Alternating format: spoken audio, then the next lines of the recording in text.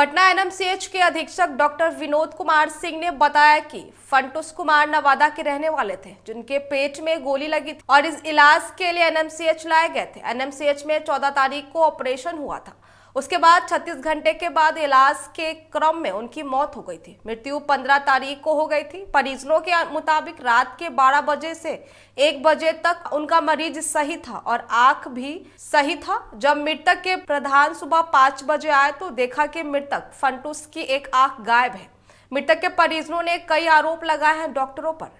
इस मामले में एनएमसीएच के तरफ से आलमगंज थाने में मामले को दर्ज किया गया है। वहीं इस बिंदु पर पुलिस भी जांच कर रही है। एनएमसीएच के तरफ से भी 4 सदस्य टीम की गठित की गई है, जो जांच पड़ताल कर रिपोर्ट देंगे।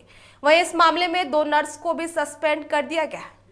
वो जो मरीज थे फंटूस कुमार, जो नवादा जिला के थे, जिनको फायर आर्म इंजरी लगी थी, कई गोलियां लगी थी उनके पेट में। तो यहाँ जब वो 14 तारीख को आए, उसके बाद उसका ऑपरेशन हुआ। ऑपरेशन के 36 घंटे बाद इलाज के दौरान मरीज़ की मृत्यु हो गई और मृत्यु 8:55 पर शाम में हुई थी 16 तारीख को। और उसको जो है 1 बजे तक, जैसा परिजनों ने कहा, कि वो मरीज़ बिल्कुल की आंख जो है बिल्कुल सही थी और उसका शरीर ठीक ठाक था, मैंने कहीं से छत बिछत नहीं था। परंतु 5 बजे जब परिजन आए तो उन्होंने देखा कि उसकी एक आंख, बाईं आंख जो है वो मिसिंग है। तो इस पर उन लोगों ने बातचीत की, हो हल्ला किया। और दूसरी बात है कि और कई उस पर जो है एलिगेशंस लगाए चिकित्सा और चिकित्सा व्यवस्था पर। परंतु उसी रूम में 2 अन्य नए मरीज़ थे जो कि जिनका इलाज हो रहा था और उनके परिजन भी वहाँ थे। तो उनसे भी हम लोगों ने पूछताछ किया तो ऐसी कोई बात उन लोगों ने नहीं बताई कि कोई आंख निकाल लिया या कोई व्यक्ति यहाँ आया था संदेहास्पद। परंतु ये सत्य है कि लेफ्ट आई जो है सो मिसिंग था। तो कहीं ना कहीं इसमें कुछ कंस्पिरेसी और कुछ क्रिमिनल एक्ट लगता है। तो इस एवज में हम लोगों ने जो आलमगंज थाना में एक FIR किया है। जो हमारे सर्जन थे जिन्होंने ऑपरेशन किया था, उन्होंने भी आवेदन दिया कि भाई डेड बॉडी में इस तरह से आँख मिसिंग है। तो हम लोगों ने FIR किया है। FIR दर्ज हो गया 16 तारीख को ही। उस पर पुलिस अपना अनुसंधान कर रही है। उनका पोस्टमार्टम भी जो है हो चुका है और उसका रिपोर्ट अवेटेड है। वो तो कोर्ट या थाना में जाता है।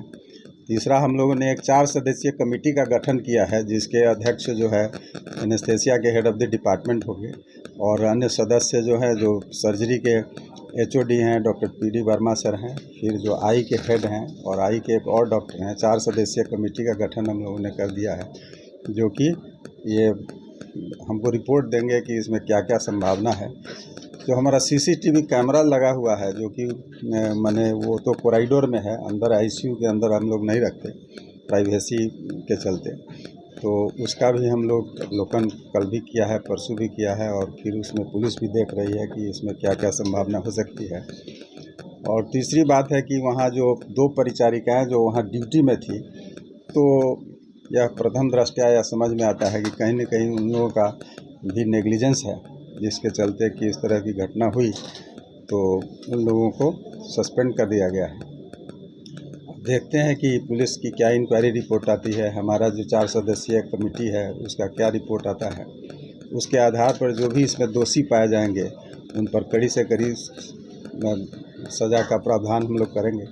अपने जो हमारे लेवल से हो सकता है हमारे लेवल से, जो सरकार के लेवल से हो सकता है सरकार के लेवल से। चूहे को लेके क्या उसमें कुछ इसमें कुछ कहना तो उचित नहीं होगा। समझ गए कि चूहा इस तरह से कर लेगा, ऐसा प्रतीत नहीं होता है। शुरू में मानव तस्करी भी इसमें है, लग रहा है। नहीं, 4 घंटे के बाद करके क्या करेगा वो? 4 घंटे के बाद तो उस कॉर्निया का बहुत कोई मतलब नहीं होता है ना। और मानव तस्करी, कोई अगर आंख निकालेगा वहाँ आके, तो फिर और जो परिजन 2 मरीज भर्ती हैं, उनके परिजन वहाँ मौजूद हैं, तो वो लोग तो देखेगा ना, बोलेगा ना, कुछ तो कहेगा कि हाँ भाई कोई संदेहात्मक व्यक्ति यहाँ आया था, कुछ किया था। तो ये तो रियली अनुसंधान का विषय है कि क्या इसमें क्यों ऐसा हुआ। शुरू में चूहा की बात आई थी, चूहा अब देखिए, बहुत ज़्यादा है यहाँ इस संसार में जो है ना, संसार मतलब हिंदुस्तान में अभिव्यक्ति की आज़ादी है। मुंह भगवान दिया है, जिसको जो मन करता है बोलता है। कोई